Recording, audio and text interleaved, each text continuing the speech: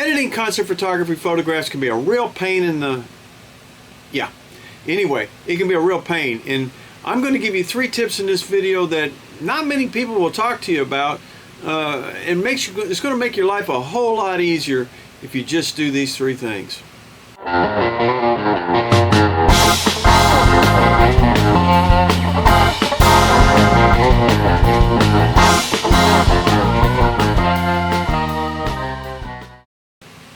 I'm Robert Maxfield. I'm a concert and music photographer in Dallas, Fort Worth, Texas, and I've been one for a really long time, since the late 1970s.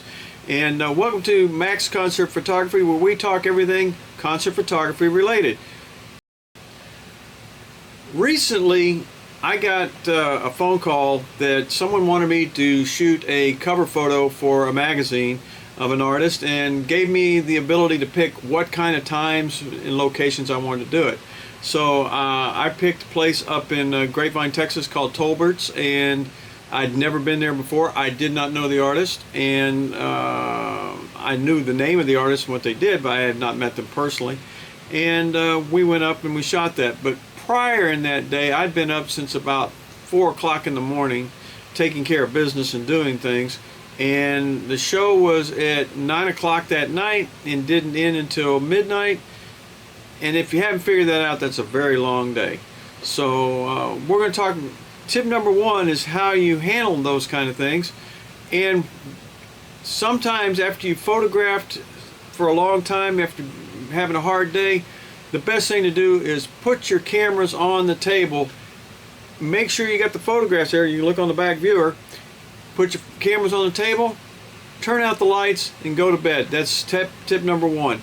Do not give in to temptation to sit there and try to edit all your photographs immediately after you've got back to the home or studio or wherever you do your thing, right after a long day. Because when that happens, your brain will be woo, all kinds of fuzziness, and you won't be able to think straight. So tip number 1, go to bed. Put your cameras up, call it a day. Concert photography tip number 2.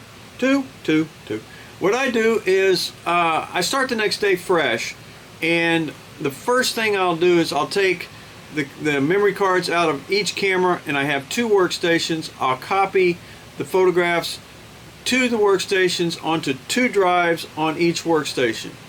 And then I'll swap the cards and do the same thing, because the first card is out of camera 1 and the second card is out of camera 2, and that way I make sure I've got redundancy in 2 places, and on 2 machines, and on 2 drives on each machine. So I've got a lot of redundancy.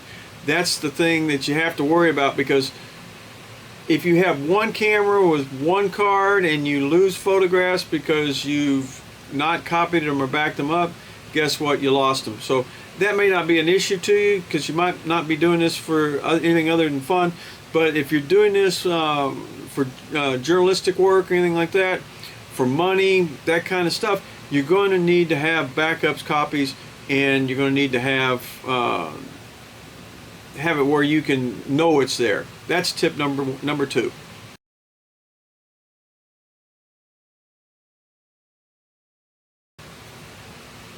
Tip number 2.5, that's a half. Okay, tip number 2.5 is when you put them on the machine, label them. So what I'll do is I'll make a folder, and I will say, this is who I'm shooting at this particular venue on this date, and I will put camera 1 and camera 2 under that folder. That way I know I can find who I'm looking for. A lot of you guys are out there photographing people over and over and over and over again, and if you don't label the time and the dates and when you photographed them, that can be a hassle. And that's tip number 3 that I'm going to come up with right after I just did tip number 2.5.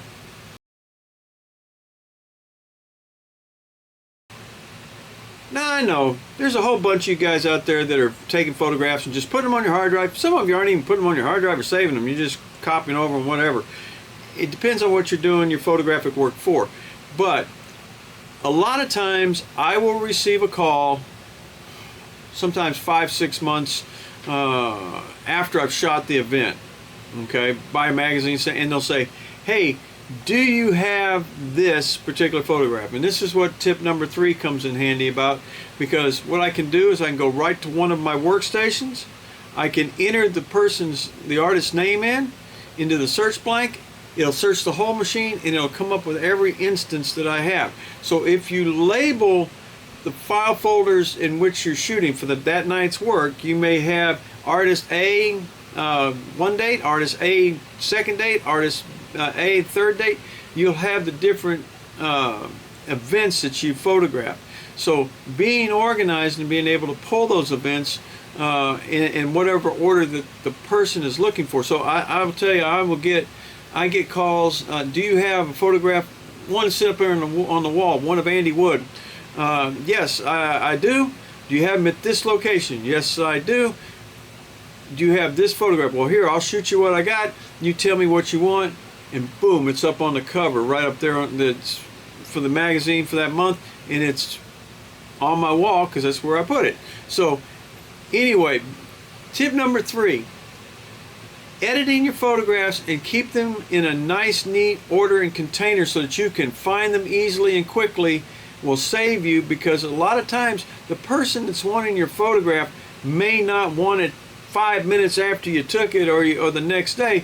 They may want it 6 months, a year, 2 years, who knows, somewhere along down the line. And if you don't know where it's at and how to find it, guess what? If you got a bunch of photographs you're having to, pardon me, if you got a whole bunch of photographs you're having to search through, it must be the weather.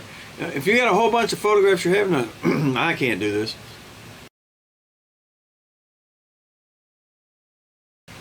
And now that we've got that problem corrected, if you can't find the photographs you're looking for, then you got a problem. So I mean, and it makes it more worse and compounded if you're one of those guys that shoots 1,000 shots every show of every artist that they do. So label your stuff, organize it, keep it containerized, make it so you can find it, make sure it makes sense, and have it duplicated.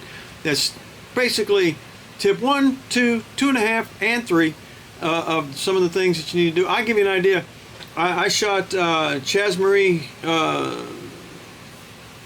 Friday night at Tolbert's in Grapevine, and I never met Chaz. They told me it was going to be for a new record release, and they were going to do a magazine cover for it. So I show up, and I don't care how much homework you do, she's quick. So I ended up shooting, which is unusual for me, I shot 420 photographs, and I had to go through. A lot of them were redundant that I didn't want. They were good, but they weren't as good as the others, or this, that, and the other. So I had to determine all that. When you've been up since 4 o'clock in the morning and it's midnight that same day and you've done this, you are tired. Hang it up. Put your stuff up, wait till the next morning, start fresh and do it again. If you found anything useful, you liked the video, anything like that, if we made you laugh maybe, okay, please like and subscribe to our channel. It helps us out a ton, and we appreciate you being here. And that's the second time that thing's fallen off that shelf. Anyway, thank you, and we'll see you next week. Bye-bye. And for the bonus tip, hey, you get a bonus, yay! All right, for the bonus tip, create a folder on each device for working work. So if you're working with a particular artist and you have, say, a folder for them, create another folder for working work and put your JPEGs in it. So when you're like Photoshop or you're dealing with Lightroom, whatever you use, take that, and then when you convert to JPEG or convert for web, that thing will save it into that working folder. That way you don't get it mixed up with all the other photos, all the raw photos that you have in the 2 main folders. You don't have duplicate naming. You don't have to worry about any of that. I normally have like a naming convention where I'll have the file name, original file name, the artist name, whether I've modified it or not, and then my initials, and then .jpg, and I can save it into that working folder, and keep things separated from the main raw files, and it saves a lot of time, a lot of effort.